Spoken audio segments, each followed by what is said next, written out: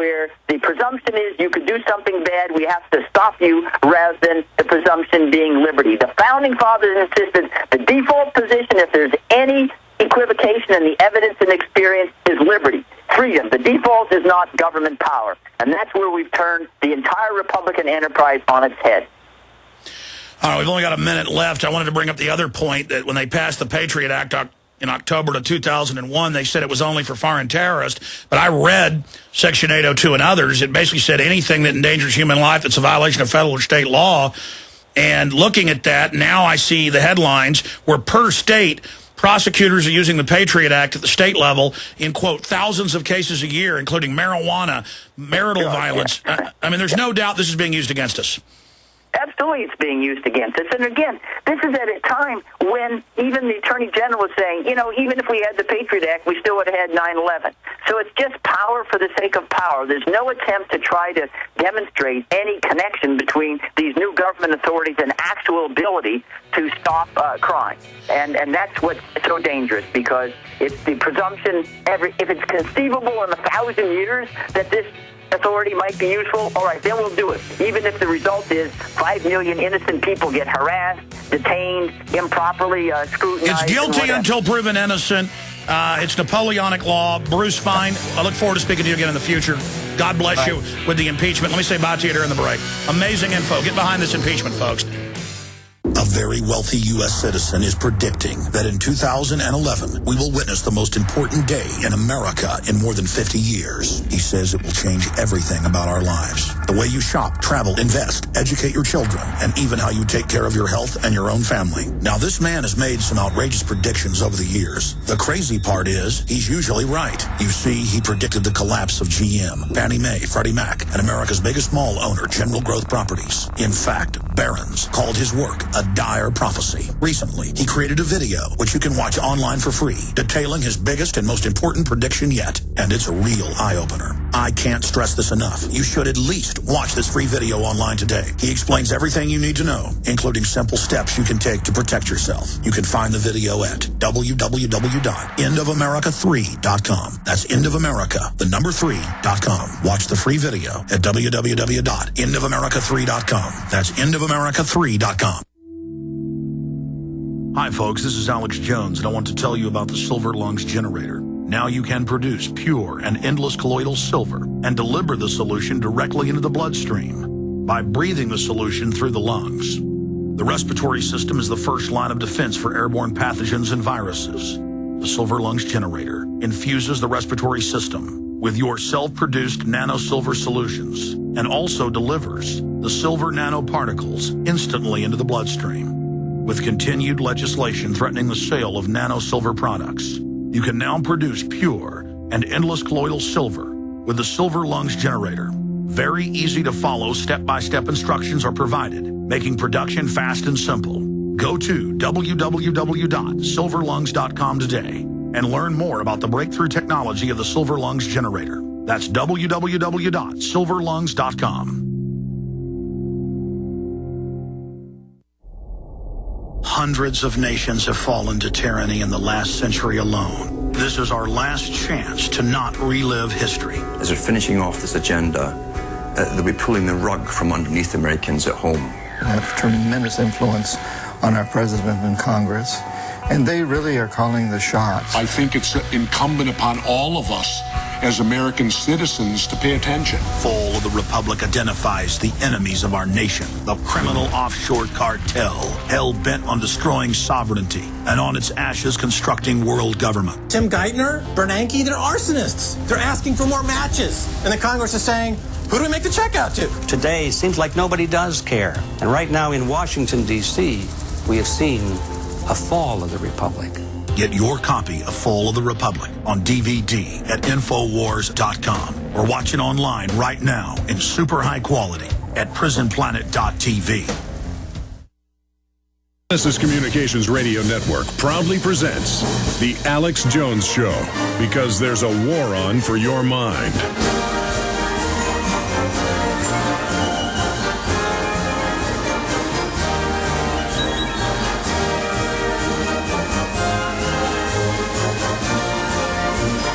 just went live up on Infowars.com. We've been covering it all this week, but the article of impeachment for high crimes and misdemeanors of Barry Soetoro, the imposter, a.k.a. Barack Obama, for openly now putting out a new letter saying, yes, he launched the war without congressional approval, on record, because they had to expand the credibility of the UN. They don't even say it's about humanitarian as they carpet bomb Libya with depleted uranium weapons and bomb the rebels and don't even apologize and blow up a bunch of their tanks, the al-Qaeda heroes that our media tells us they are. Again, I'm un-American because I don't like al-Qaeda. I'm sorry if you don't like it, fine. I will not say al-Qaeda is good. I'm sorry. I can't believe I have to get to the point in this country to say that. But yes, it is al-Qaeda running the operations there under U.S. and British command. And the article of impeachment is up there. Imagine, the UN gives the order. Congress isn't even consulted. Top constitutional law scholar, Ron Paul calls him the top guy, Bruce Fein, circulating this on Congress, getting some serious traction. It's up on Infowars.com. Bruce Fein, articles of impeachment for tyrant Obama. So important to get that out to everyone you know and point out what's really happening here. Now, with us for the next 51 minutes and your phone calls is Bob Chapman of the internationalforecaster.com. And before we get into the financial news, Bretton Woods 2 happening with that horrid creature, George Soros, and the propaganda I am hearing out of Bloomberg Financial, how the globalists are going to save us with a world government. It's now official. Your take on the precedent 3 weeks ago when Obama said, I'm following the orders of the UN, Congress has no authority, I'm not even approaching them. This is about building the credibility of the United Nations up. This is Caesar crossing the Rubicon. There's no doubt this is treason. Absolutely. No question whatsoever. And it's being done deliberately to test the American public, to see what they're going to say about it. And, of course, this move for impeachment probably couldn't have come at a better time, although it would have been better if it came a lot earlier. I heard the end of what Mr. Fein had to say, and yourself, and another mission. And let's try to knock this guy out of the box, so to speak. And as far as the United Nations operation is concerned, they've been pulling this for years, although previously they've gotten approval most of the time from Congress, especially early on. But now they're just bypassing everything. They're trying to meld us into a dictatorial government, which will be melded with others. And, when I speak about this, I can't help but think about the Germans withdrawing their troops from the NATO operation and voting in abstention in the UN Security Council when they were voting in regard to the no-fly zone. And I think that has to be an extremely important event. And that, of course, was coming at approximately the same time that Mrs. Merkel at the G20 meeting said, no, we don't want to vote for another $1 trillion. Of course, I called it in euros. And we've already got $1 trillion. In fact, the trillion that these solvent members have said that they would commit to the bailout of these 6 countries that are in trouble, we'd like to cut that by $300 billion. This goes right in the face, both events, of what the internationalists want to do. And have you discussed this on the program before, Alex? What specifically? You laid out a few issues there. The fact that... well, the last two, Germany's non-participation in this NATO operation and their abstention, plus the fact Mrs. Merkel came about the same time and said, no more money, and we want to cut back what we committed ourselves I for. think we talked about it last Friday some in that interview with you, Bob, and we have discussed it, but it does signify the major cracks in the euro.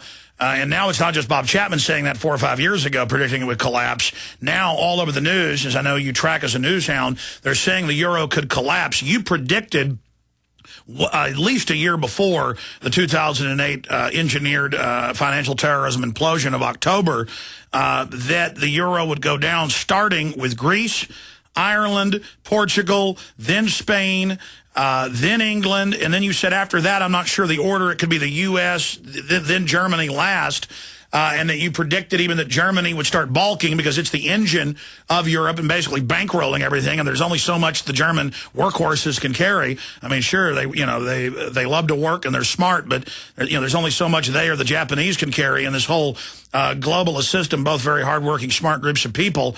So, yes, we've talked about that, but now the chickens are coming home to roost, and that was the next issue.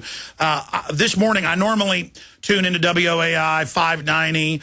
I tune into TV while I'm sitting there printing news and reading stories and IMing the crew because I work from home in the morning, guest ideas and, talking to them. But I have Bloomberg on my XM in my house and in my car. So I listened off and on in the house. Then I got in the car and drove to work listening to it. And the reason I listened off and on for 2 hours, I normally monitor it 10 minutes, is they're at Bretton Woods, and there's almost no other media coverage of this, as you know, other than American Free Press and Infowars.com's alternative media is covering it.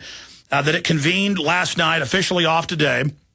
And Bloomberg Financial has solid coverage with their talk show hosts. During the news breaks, they cover other issues.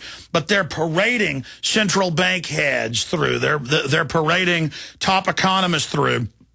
And hearing them, they're admitting, yes, we're basically in a depression. Things are getting worse.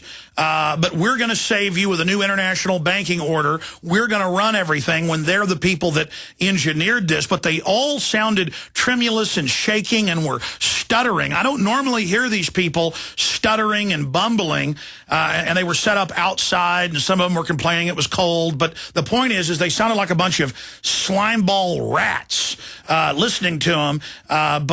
So Bretton Woods is going on, but you can really see them packaging the crisis they've created, that they're going to give us the solution. So your take on what's happening at Bretton Woods, and then let's expand into what you were just getting into with Germany balking militarily and financially. Well, I think if they try to use the SDR, it's going to be a non-starter. They tried it in the late 60s. It was a disaster. And in fact, they tried for about 4 or 5 years to stick it down everybody's throat. And what happened eventually, gold started going up strongly, and then they started selling gold into the market, and they couldn't constrain it. They did while the gold was for sale, and all of a sudden it wasn't for sale anymore, and then gold took off. It was a disaster for them. But if they parade the SDR, it's not going to work for them. If they go to 5 or 10 major currencies, it could work, but they've got to be backed by gold.